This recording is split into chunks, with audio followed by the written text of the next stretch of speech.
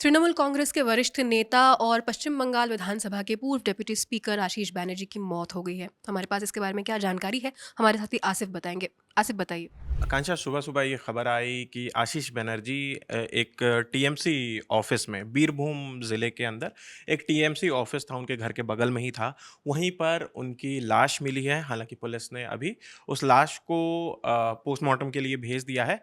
लेकिन ये खबर बहुत अचानक आई और हम अगर देखें पीछे मुड़ के, तो कल 15 अगस्त था और उनकी तस्वीर आई थी कि घर के पास ही एक जहाँ पर फ्लैग होस्टिंग हो रही थी, हम्म। उन्होंने फ्लैग होस्टिंग भी किया और कल तक मतलब कि उनकी तस्वीरों से जो ज़ाहिर था वो बहुत सामान्य था कि कुछ ऐसी बात नहीं नज़र आ रही है। लेकिन सुबह-सुबह ये खबर आई हमारे पास अचानक से कि आशीष बनर्जी टीएमसी के वरिष्ठ नेता जो ममता बनर्जी के काफ़ी करीबी माने जाते हैं, हम्म। उनकी मौत हो गई है। उनकी जो बॉडी है वो टीएमसी ऑफ़िस में मिली है, बीरभूम ज़िले में। और मैं बता दूँ कि ये जो ऑफ़िस था उनका, उनके घर से बेहद करीब बगल में ही था। वहाँ पर उनकी ये लाश मिली है, आकांक्षा। पुलिस क्या बता रही है, कैसे हुई होगी मौत? फ़िलहाल वहाँ के जो एसपी है विदित राज भुंडेश, उन्होंने ये कहा कि सबसे पहले उनके पास अभिषेक बैनर्जी का कॉल आया, जो टीएमसी नेता हैं, उनका कॉल आया कि ऐसे-ऐसी बात है कि आशीष बैनर्जी की लाश यहाँ पर मिली है। उसके बाद एसपी बताते हैं कि तुरंत वहाँ पे जो ऑफ़िसर थे, उन्हें उनके घर पर भेजा गया, जहाँ पर मौके पर भेजा गया, जहाँ पर उनकी लाश मिली है। उसके बाद वहाँ से बॉडी को लिया गया, पोस्टमार्टम के लिए भेज दिया गया। हम्म। साथ ही ये भी बताया कि जानकारी मिलते ही रामपुर हाट थाने की पुलिस टीम मौके पर पहुंची। कमरे का दरवाज़ा अंदर से बंद था। पुलिस ने परिवार और गवाहों की मौजूदगी में दरवाज़ा तोड़ा। हम्म। साथ ही साथ उन्होंने बताया कि दरवाज़ा खोलने की पूरी प्रक्रिया की वीडियो रिकॉर्डिंग भी की गई है। ओके। ये एसपी विदित का कहना है। हम्म। साथ ही यहाँ पर सबसे पहले खबर जो पुलिस को दी गई, ज़ाहिर-सी बात है एसपी ये बता रहे हैं कि हम्म। अभिषेक बैनर्जी ने उन्हें ये खबर दी थी इस हाँ, तो घटना उनकी की। तरफ से कोई पब्लिक रिएक्शन आया है? हाँ, अभिषेक बैनर्जी ने भी इस घटना पर ट्विटर पर लिखा है, काफ़ी लंबा-चौड़ा पोस्ट एक्स लिखा है। पर। मैं एक बार हाँ, उसे पढ़ के सुनाता हूँ। हम्म।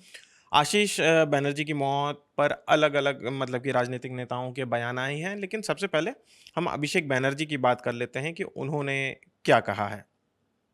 उन्होंने इनकी मौत पर शोक जताया, साथ ही लिखा है कि पश्चिम बंगाल विधानसभा के पूर्व विधायक और पूर्व डिप्टी स्पीकर आशीष बैनर्जी की दुखद मौत सिर्फ दुख पहुंचाने वाली घटना नहीं है, बल्कि ये उन सभी लोगों के लिए गंभीर सवाल खड़े करती है जो मानते हैं कि राजनीति और पत्रकारिता की भी कुछ सीमाएं होनी चाहिए। आशीष दा ने शिक्षक और जनसेवक के तौर पर अपनी जिंदगी के कई दशक लोगों की सेवा में बिताए। वे अपनी ईमानदारी, सादगी और सम्मान के लिए जाने जाते थे। रामपुर हाट और पूरे बीरभूम ज़िले के लिए वे गर्व की बात थे। ये और भी कई चीज़ें उन्होंने हम्म। लिखी है, पर हम संक्षिप्त में ये बता रहे हैं कि हम्म। उन्होंने क्या लिखा है शुरुआती में। और आसिफ, मैं चाहूंगी कि आप थोड़ा दर्शकों को बता दें आशीष बैनर्जी के का थोड़ा सा बैकग्राउंड, कहाँ से एमएलए थे, कब से थे? बीरभूम ज़िले के अंदर रामपुर हाट एक विधानसभा पड़ता है। वहाँ पर वो तकरीबन 25 साल से लगातार 5 बार उस सीट से वो जीतते आए हैं तृणमूल कांग्रेस के टिकट 2001 से। 2001 हम्म। से 2026 तक हम्म। वो लगातार इस सीट से तृणमूल कांग्रेस के टिकट पर हम्म। जीतते आए हैं। और साथ ही जैसा कि हमने आपको पहले ही बताया कि वो ममता बनर्जी के बेहद करीबी माने जाते थे। हम्म। मंत्री भी रह चुके हैं वो, और साथ ही साथ वो पढ़ाया भी करते थे अभी। हम्म। और एक चीज़ देखने वाली बात है कि इस पूरे 2021 से 2026 तक बंगाल विधानसभा के पूर्व डिप्टी स्पीकर भी रहे हैं। हम्म। और साथ ही इस बार जो हम्म। 2026 में अभी चुनाव हुआ है, वहाँ पर वो तृणमूल कांग्रेस से चुनाव लड़ रहे थे, लेकिन बीजेपी हम्म। के जो ध्रुव साहा हैं, हम्म। वो बीजेपी की तरफ से चुनाव लड़ रहे थे। हालाँकि करीबन 20 से 25,000 के अंतर से हम्म। वो चुनाव हार गए थे। और इसके बाद से ये कहा जाने लगा कि आशीष बैनर्जी अब सक्रिय राजनीति में हम्म। नहीं नज़र आते हैं उस तरीके से, एक्टिव नहीं जैसे थे। हाँ, हम्म। एक्टिव नहीं थे। तो हुँ। आसिफ, ध्रुव शाह की तरफ से कोई रिएक्शन आया है?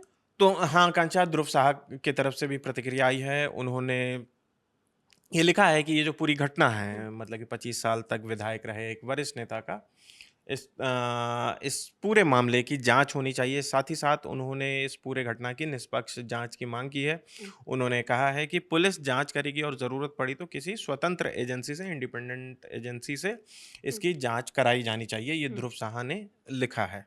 जी, और साथ ही अभी तक आकांक्षा एक बात बता देनी चाहिए हमें, क्योंकि अभी तक इस मामले में ना पुलिस की तरफ से ना ही किसी और की तरफ से ये कहा जा रहा है कि मौत की वजहें जो हैं हुँ, उसका अभी तक कोई स्पष्ट वजह सामने नहीं आई है कि मौत कैसे हुई है, किन परिस्थितियों में हुई है। हुँ, बस ये जानकारी है हमारे पास कि टीएमसी ऑफिस में उनकी बॉडी मिली है।